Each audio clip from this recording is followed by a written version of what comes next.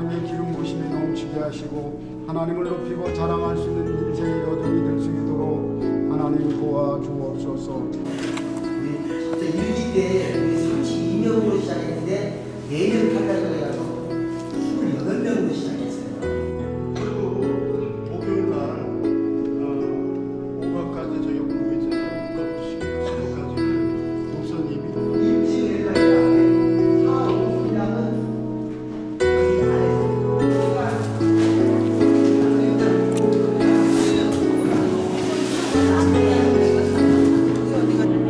여기 그렇게 만들었다는 거죠. 그러면 중요한 것이 바로 이거예요. 우리가 구원을 받았다는 걸 믿는 거예요. 그렇죠? 이걸 믿는 게 굉장히 중요해요. 고백을 하시면 은혜는 하나님이 은혜를 받는 거지 선생님이 노력하신다고 되는 게 아니에요. 우리가 구원의 핵심 본거 있죠? 제일 먼저 예수님이 나에서 오신 걸 우리가 이해했죠? 하나님이 독생자 예수를 이 땅에 보내셨어요. 그래서 그분을 통하여 우리는 죄가 없는 자로 살아가게 됐어요. 그래서 오늘 이 시간에 우리 시작하잖아. 비도 오고 비가 왜 오고 뭐가 좋은 소리를 통해서 나온다. 다섯 번째 네 번째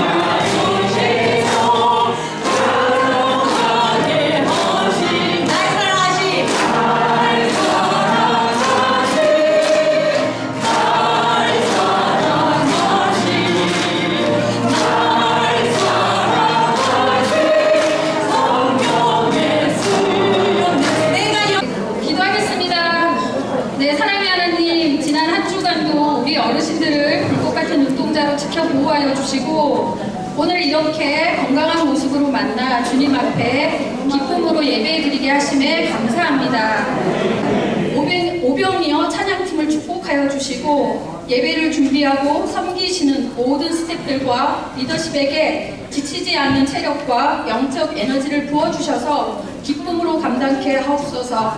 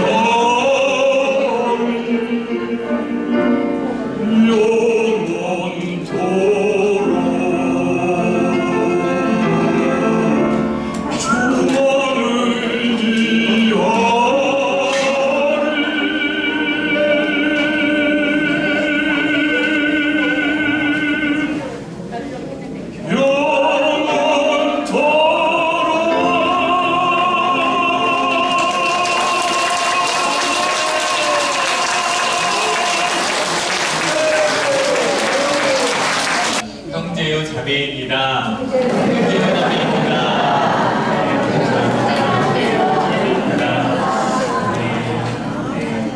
오늘 하나님께서 우리에게 주신 말씀 같이 읽고 저희 함께 말씀 듣도록 하겠습니다. 누가복음 7장 11절에서 17절까지의 말씀입니다. 누가복음 7장 11절에서 17절까지의 말씀 저와 여러분이 나누어서 읽도록 하겠습니다. 그 후에 예수께서는 곧 나인이라는 마을로 가셨습니다. 제자들과 많은 무리가 예수를 따라갔습니다. 예수께서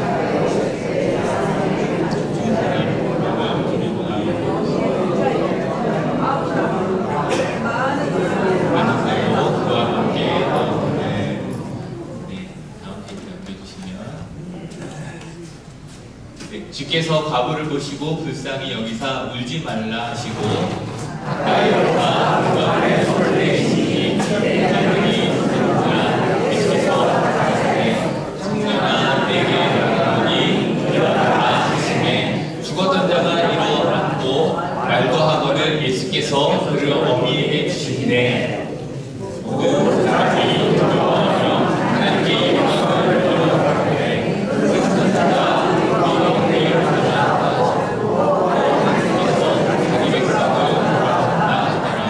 예수에 대한 이 소문이 온 유대와 사방에 퍼집니다.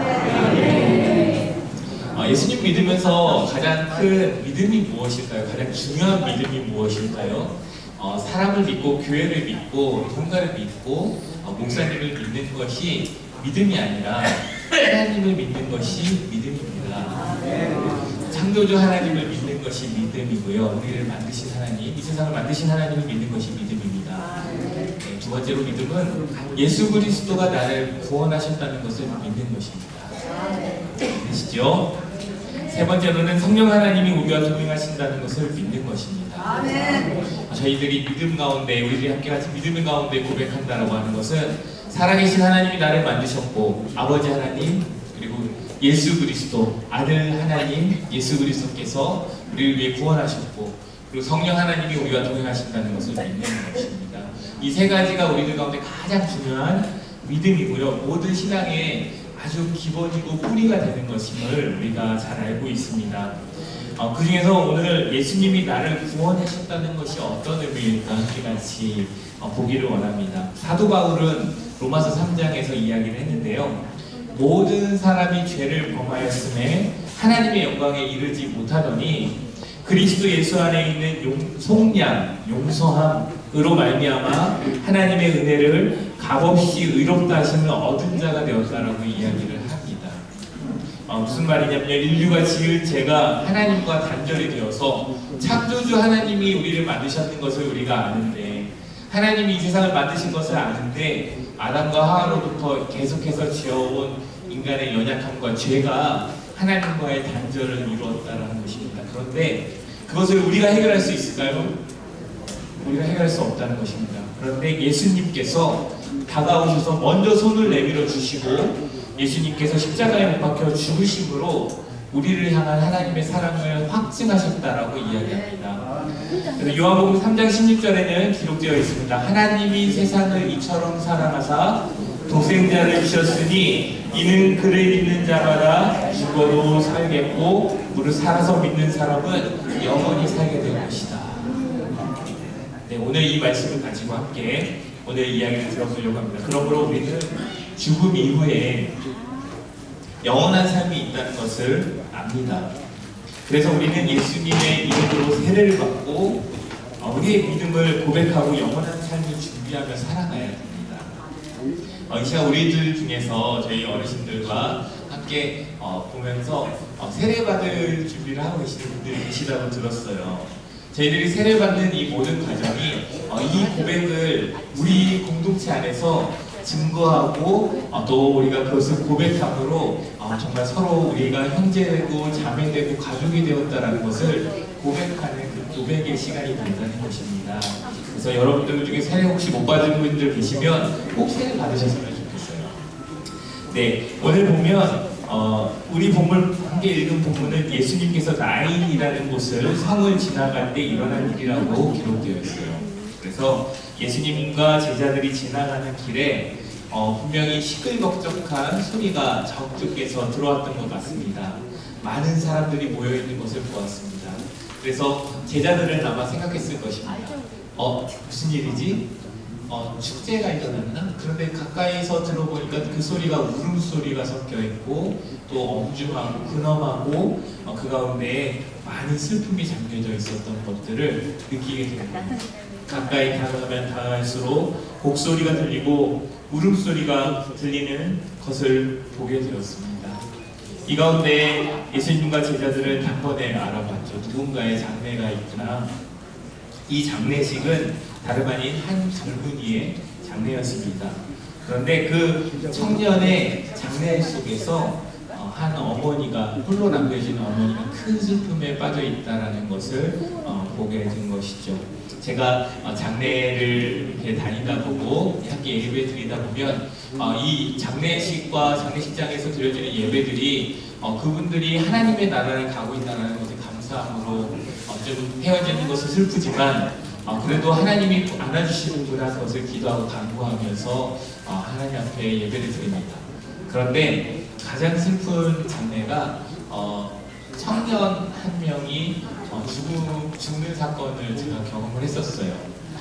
그곳에서 한 청년이 이제 대학교를 졸업하고 그곳에서 이제 좋은 직장에 갔습니다. 근데 좋은 직장에서 오리엔테이션을 하는 과정 속에서 술을 먹고 돌아오는 길에 차에 치여서 죽게 된 거예요. 너무 슬픈 일이었는데 그 일로 인해서 제가 속해 있었던 그 공동체에 많은 분들이 함께 그 장례식장에 다가왔습니다. 정말 많은 분들이 모였었고 함께 같이 예배드리러 모였는데 어머님이 안 보이시는 거예요. 그래서 어떻게 됐나 보니까 응급실에 실려가셨어요. 너무 우셔서 마음의 어려움 때문에 이제 응급실에 가셔서 있는 상황이었습니다. 그래서 예배를 드리다가 말씀을 전하는 것보다 우리 함께 같이 기도하자. 그리고 이제 가족을 위해서, 어머님을 위해서 특별히 기도하고 그랬던 신앙들이 있습니다. 그리고 응급실에 올라와서 어머니와 함께 같이 손잡고 기도드리고 그렇게 하는 시간들을 가졌던 것 같습니다. 참 아픈 일입니다. 근데 그 자리 가운데 있던 그 어머님의 슬픔 가운데 있었지만 예수님께서 그 자리에 그 청년에게 주목하셨다는 거예요. 그래서 청년에게 주목하셔서 제가 말씀을 읽어볼게요. 주께서 그 여인을 보고 불쌍히 여기며 말씀하셨습니다. 어머니 보고 이야기한 거죠. 울지 마라. 그러고는 다가가서 관을 만지셨습니다.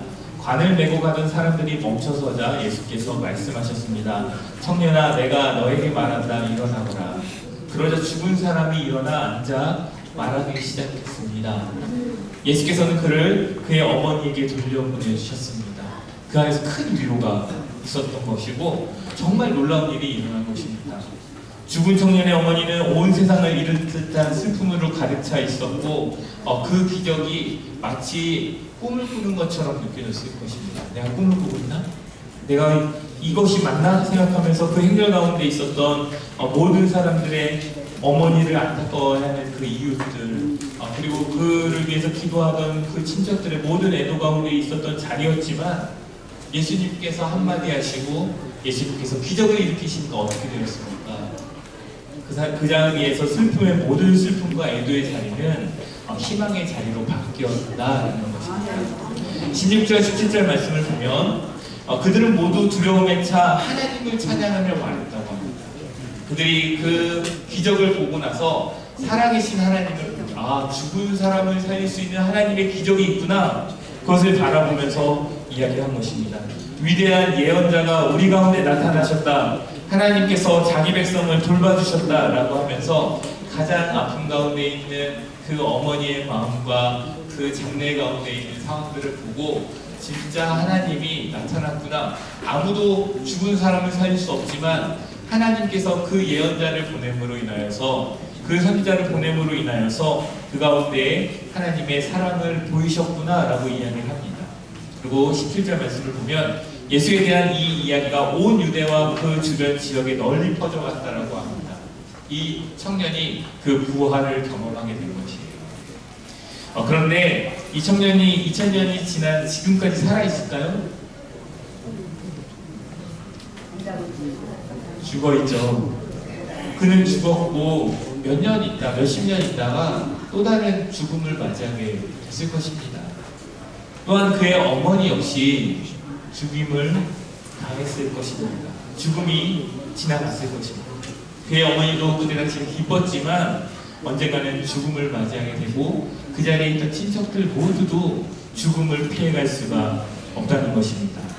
그런데 예수님은 오늘 그 가족들의 다시 살아남의 기쁨을 알려주셨어요. 다시 살아난다는 것은 이것이다. 예수님께서 어떻게 하셨죠? 죽었다가 3일 만에 다시 부활하셨습니다. 예수님께서 부활하신 그 부활로 인하여서 우리들의 모든 죄와 연약함들, 하나님으로부터의 단절들이 이제는 하나님과 연결되어지는 다리가 되어주신 예수님, 그 이야기가 우리가 믿고 있는 예수님의 구원의 이야기입니다. 네, 다시 한번 고백할까요? 예수님께서 우리를 구원하셨습니다. 예수님께서 우리를 구원하셨습니다. 이 말은 동일하게 예수님께서 부활하셨습니다. 예수님께서 부활하셨습니다. 한번 같이 따라해볼까요? 예수님께서 부활하셨습니다. 이 말은 우리가 영원한 삶을 살게 되는 길을 열어주셨다. 우리의 삶은 어떤 분은 90세, 어떤 분은 100세 이렇게 살아가시지만 그 죽음 이후에 영원한 삶이 있다는 것을 우리가 기억할 수 있게 하셨다는 것입니다. 사랑하는 우리 어르신들, 우리 성도 여러분들 한 분 한 분이 우리가 먼저는 가족인 걸 알면 좋겠습니다. 가족이고 우리가 정말 하나님의 사랑으로 예배드리는 예배자로 감으로 있다라는 것이 얼마나 큰 기쁨인지 모르겠습니다. 그리고 우리들이 설령 우리가 이 세상을 떠난다 할지라도 하나님께서는 우리를 받아주시고 하나님의 품으로 안아주시며 그 가운데 우리와 함께 하신다는 것입니다. 그래서 우리 그리스도인들의 죽음을, 장례식을 우리 죽었다라고 표현하지 않고 잠들었다라고 표현합니다. 그것은 그 이후의 영원한 삶을 예비하는 우리들의 참 소망이 되는 거예요. 그런 소망 가운데 있는 저 여러분에게 소망합니다. 자, 같이 기도하겠습니다. 사랑의 하나님, 우리 가운데 함께하여 주셔서 감사합니다. 하나님, 우리 어르신들, 우리 오병이어 공동체를 섬기는 모든 우리 성도분들, 하나님, 그리고 이 자리에 계신 모든 성도분들이 하나님 앞에 예배자입니다. 또한 하나님, 우리가 형제요 자매임을 고백합니다. 하나님, 우리들의 사랑 가운데 하나님 함께하여 주시고, 우리 예배 가운데 함께하여 주시고, 우리의 죄의 나눔 가운데 함께하여 주시옵소서. 하나님, 우리가 생명을 얘기하게 하여 주시고, 하나님, 우리들이 우리 앞에 썩어질 우리들의 삶만을 얘기하는 것이 아니라 그 이후에 썩어진 육신 이후에 하나님께서 우리를 이끌어가고 계시는 하나님을 고백하며 여전히 우리가 어느 자리에 있든 하나님 앞에 기쁨으로 나아가는 우리 모두가 될 수 있도록 주님께서 인도하여 주시옵소서. 우리 앞에 정말 삶만을 본다고 하면 하나님 절망밖에 있지 않고 하나님 우리들 가운데 아픔만 있을 수 있지만 하나님 우리가 이것이 끝이 아니라 하나님 우리의 삶에 매듭이 지어지는 그날 하나님께서 영원한 삶을 우리에게 예비하고 계시며 우리의 손을 잡아주시며 또한 우리의 하나님의 그 강한 팔로 우리를 붙잡아 주시고 안아주심을 우리가 바라보니 하나님 그때를 바라보며 우리가 기쁨으로 오늘 하루하루 우리에게 주어진 시간들을 의미 있게 보내는 우리 모든 오병이어 공동체가 될 수 있도록 주님께서 인도하여 주시옵소서. 지금 우리를 원하신 예수님의 은혜와 하나님 아버지의 사랑과 성령의 통하심이 우리를 사랑하셔서 절망 속에 있는 우리에게 소망을 허락하여 주시고 어둠 가운데 있던 우리들에게 빛을 허락하여 주시고 죽음 가운데 있던 우리들 가운데 영원한 생명을 허락하여 주신 그 구원을 바라보며 나아가는 사랑하는 오병이어 공동체의 모두 머리 위에 이제부터 영원까지 함께 하시기를 간절히 축원하옵나이다.